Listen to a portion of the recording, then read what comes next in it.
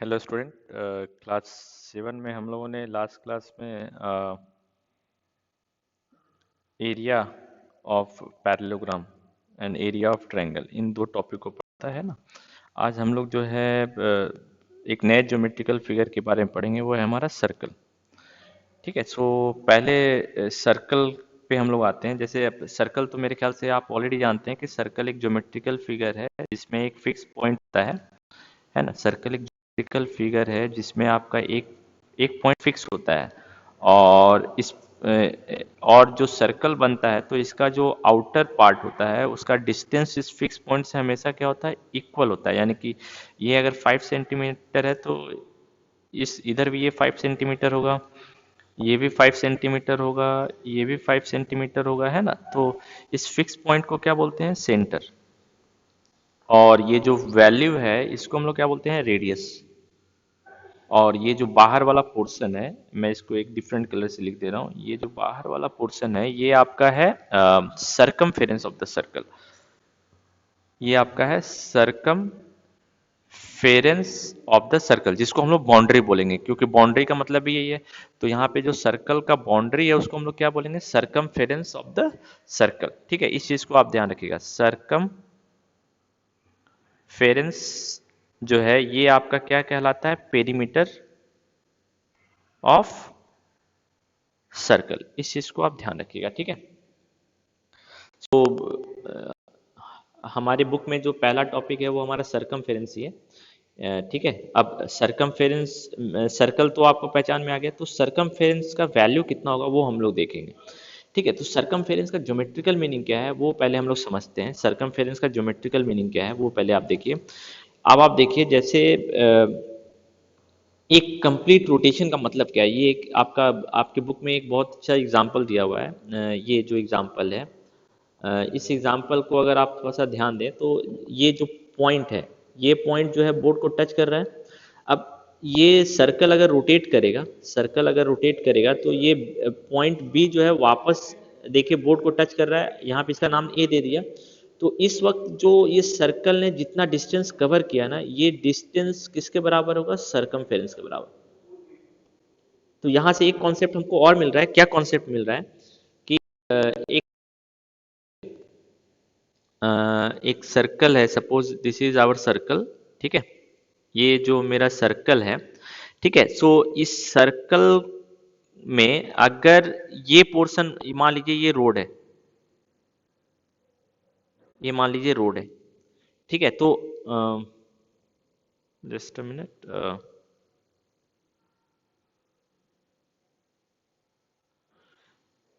ये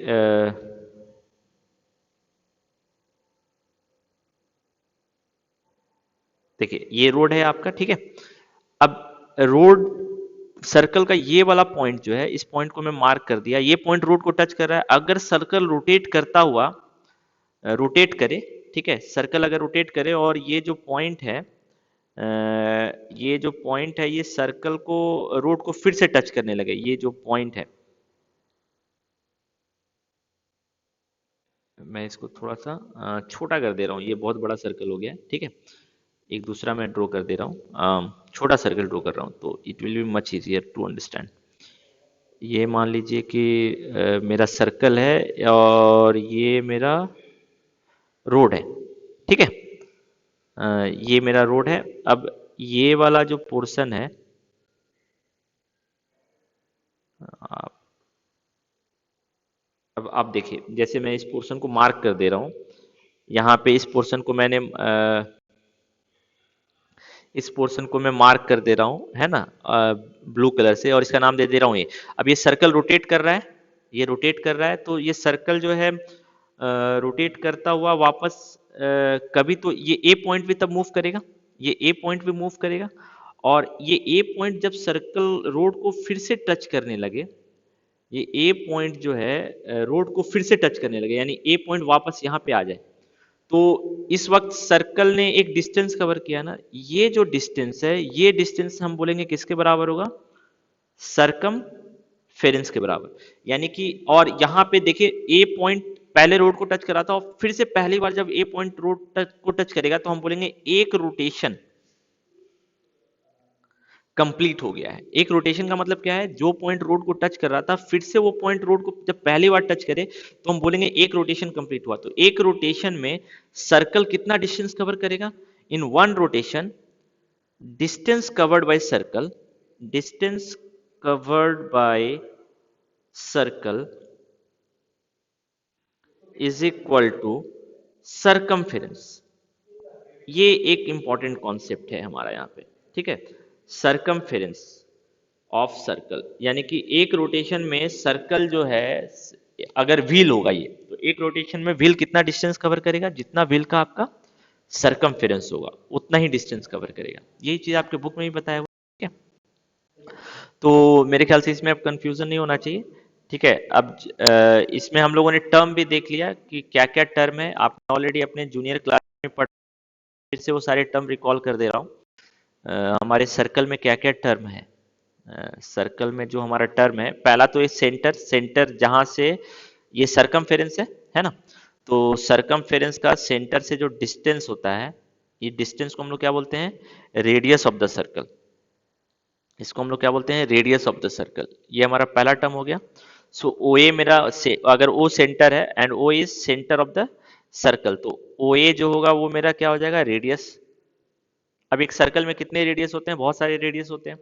और एक लाइन सेगमेंट जिसका एंड पॉइंट सर्कल पर हो, है ना, जिसका एंड पॉइंट सरकमफेरेंस पे हो, और वो लाइन कहां से पास कर रहा है, वो लाइन अगर सेंटर से पास कर रहा है, ठीक है, ये लाइन जो है अगर सेंटर से पास कर रहा है,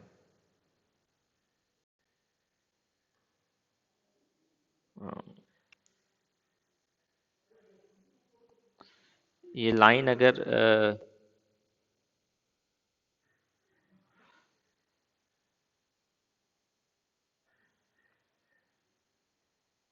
ये लाइन अगर सेंटर से पास कर रहा है, देखिए ये लाइन सेंटर से पास कर रहा है, तो हम बोल सकते हैं इसमें दो रेडियस है। ये मान लेते हैं बी है और ये सी है, तो हम बोल सकते हैं ना O B is also radius and O C is also radius, यानी दोनों का लेंथ बराबर होगा।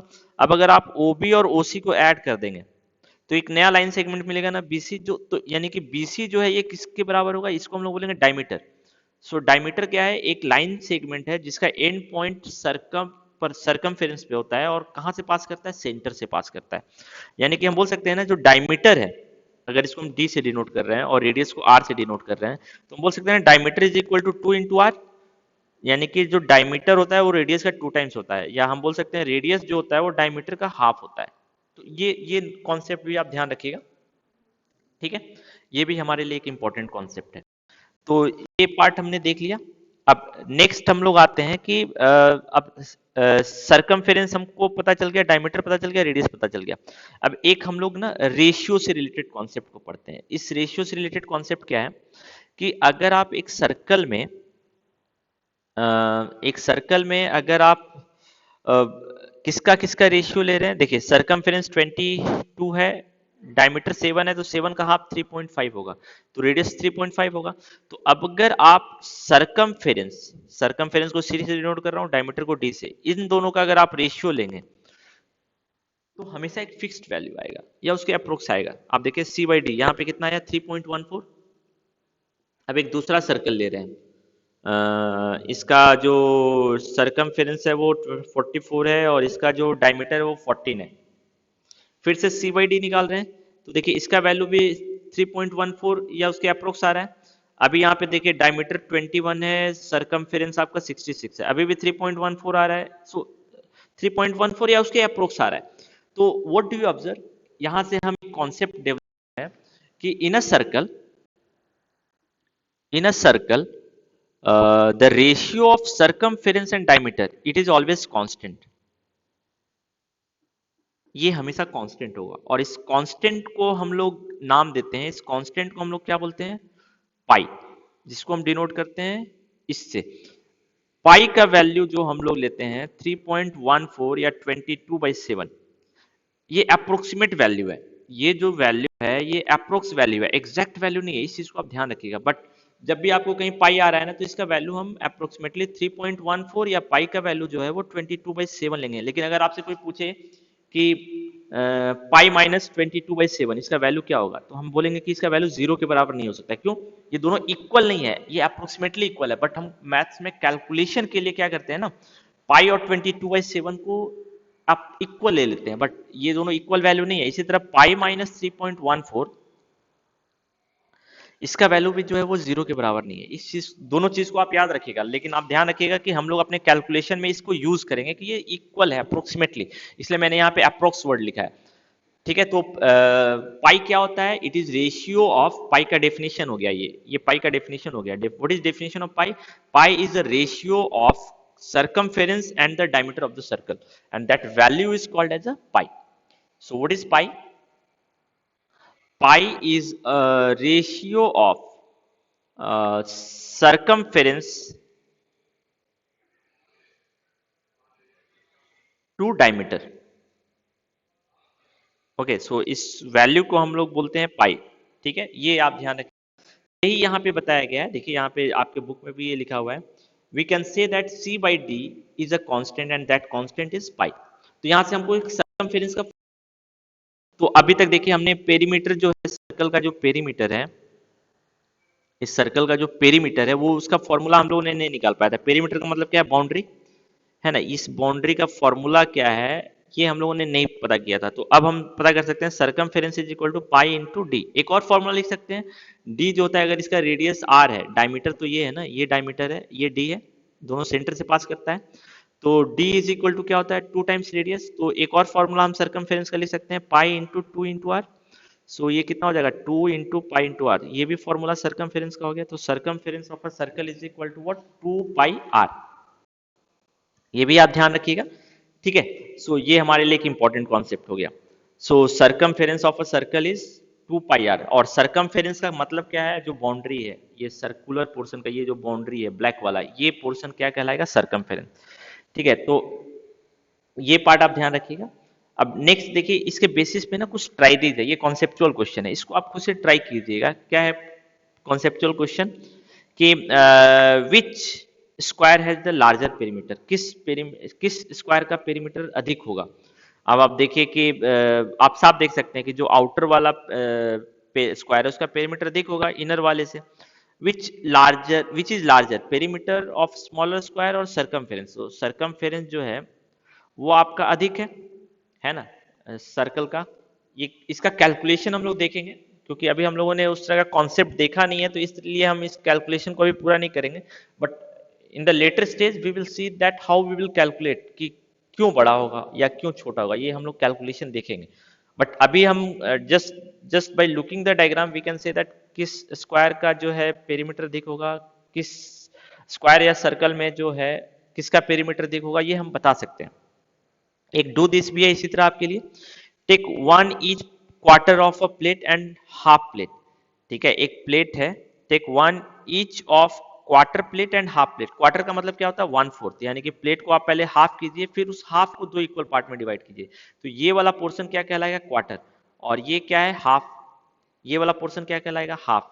यानी कि एक सर्कल को अगर आप 4 इक्वल पार्ट में डिवाइड करते हैं, तो एक पार्ट को हम लोग क्या बोलेंगे? क्वार्टर। क्वार्टर का मतलब क्या है? 1/4। क्वार्टर का मतलब क्या है? 1/4।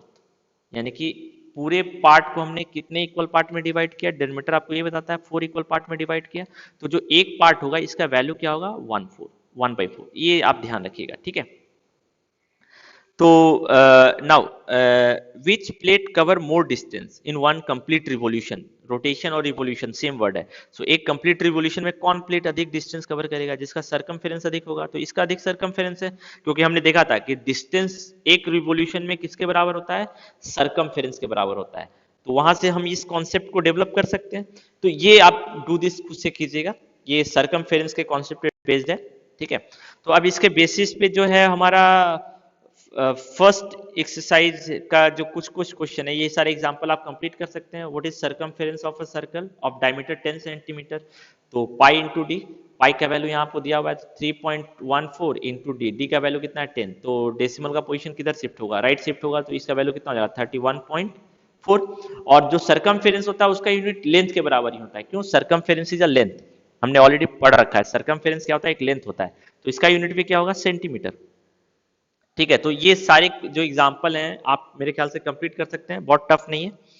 ठीक है, अब इसी में एक और कॉन्सेप्ट है हमारा, वो है सर्कल। तो हो गया ये पोर्शन हमारा क्या हो गया, सर्कल। ठीक है, अब सर्कल का मतलब क्या है, ये जो येलो लाइन है सर्कल ये है, और ये वाला जो पोर्शन है जिसको मैं अभी व्हाइट कलर से सेट कर रहा हूं, ये है पोर्शन हमारा interior of the circle, interior of the circle, circle का इंटीरियर पार्ट कहलाता है। और जो पोर्शन में ब्लू कलर से कलर कर रहा हूं, ये पोर्शन कहलाता है हमारा exterior of the circle, exterior of the circle. यानी कि यहां तीन तरह का पॉइंट है।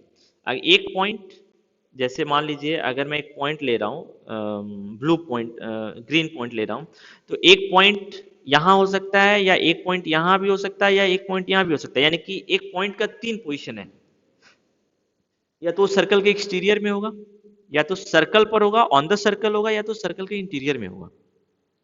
ठीक है, तो इस चीज को आप थोड़ा सा ध्यान रखिएगा कि अगर एक पॉइंट हम ले रहे हैं सर्कल के प्लेन पर, तो तीन पॉसिबिलिटी है, या तो पॉइंट सर्कल के एक्सटीरियर में होगा, या तो सर्कल के इंटीरियर में होगा, या तो ऑन द सर्कल होगा।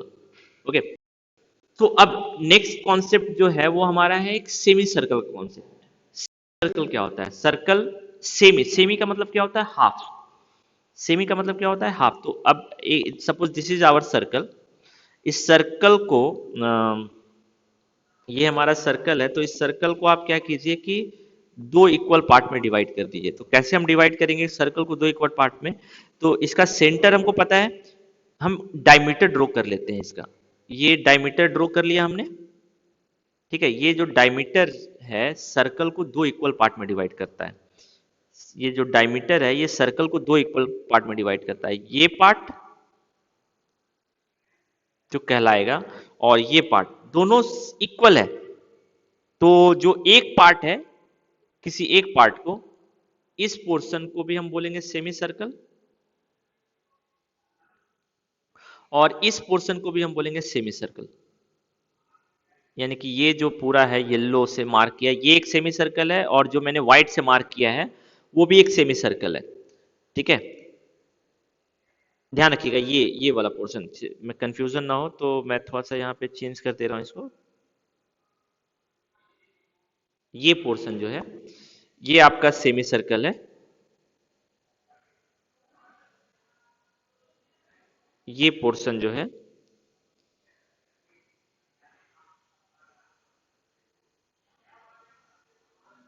ये पोर्शन जो है आपका सेमी सर्कल है।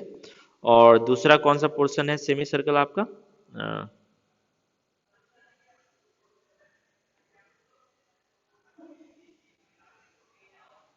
ये वाला पोर्शन, ये वाला पोर्शन भी सेमी सर्कल है। ठीक है, तो ये दो सेमी सर्कल है आपके, दोनों सेमी सर्कल को अगर हम ज्वाइन कर देंगे तो एक सर्कल मिलेगा। तो सेमी सर्कल क्या है, मेरे ख्याल से आपको समझ में आ गया। तो मैं एक ही सेमी सर्कल को यहां रख रहा हूं, ये सेमी सर्कल है। ठीक है, तो सेमी सर्कल में जो सेंटर था सर्कल का, सर्कल का जो सेंटर था वो डायमीटर पे है।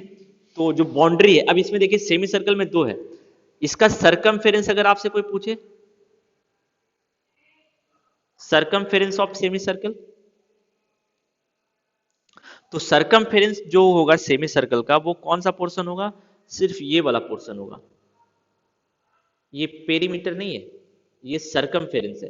तो इस केस में सरकमफेरेंस ऑफ सेमी सर्कल कितना होगा, 2 पाई आर। पूरा सर्कल का होता है तो इसका हाफ यानी 2 से डिवाइड कर देंगे तो क्या होगा, पाई इंटू आर, है ना। तो एक सर्कल का जो सेमी सर्कल का सरकमफेरेंस होता है वो कितने के बराबर होता है, पाई आर के बराबर होता है। लेकिन अगर आपसे पूछे what is perimeter of semi circle, perimeter of semi circle, तो यहाँ पे जो कॉन्सेप्ट है वो पेरीमीटर का मतलब बाउंड्री होता है।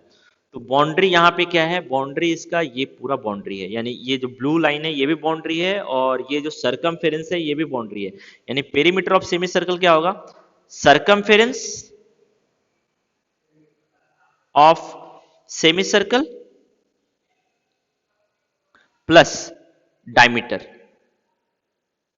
तो सेमी सर्कल का सरकमफेरेंस कितना है, पाई आर, और डायमीटर डी, या फिर एक और फॉर्मूला लिख सकते हैं पाई आर प्लस 2r। ये जो कहलाएगा ये आपका क्या कहलाएगा, sir perimeter of semi circle, और ये जो है circumference of the semi circle. दोनों में अंतर हो गया यहाँ पे। सर्कल जो है उस वक्त सरकमफेरेंस और पेरीमीटर में कोई अंतर नहीं है, लेकिन सेमी सर्कल के केस में सरकमफेरेंस और पेरीमीटर में अंतर आ जाएगा। इस चीज को भी आप ध्यान रखिएगा, ये भी हमारा एक इंपॉर्टेंट कॉन्सेप्ट हो गया। अब नेक्स्ट जो कॉन्सेप्ट है वो हमारा है एरिया ऑफ द सर्कल। एक सर्कल का एरिया क्या होता है, ठीक है, ये भी एक इंपॉर्टेंट कॉन्सेप्ट है। तो मेरे ख्याल से पहले आप क्या कीजिए ना, एग्जाम्पल 15 तक आप पहले बनाइए, ठीक है। एग्जाम्पल 15 तक आज हम लोग जो है सिर्फ circumference of circle and semicircle and perimeter of semicircle, इस कॉन्सेप्ट को पहले आप जानते हैं, ठीक है। टुमारो और day after tomorrow we will have the concept of area of the circle. उसके बाद जो है हम लोग एक्सरसाइज 11.3 में आएंगे, ठीक है। तो पहले यहां तक कॉन्सेप्ट आप बनाइए, एग्जाम्पल तक बनाइए, और जो मैंने ट्राइडीज आपको दिया है उसको आप पहले बनाइए, ठीक है।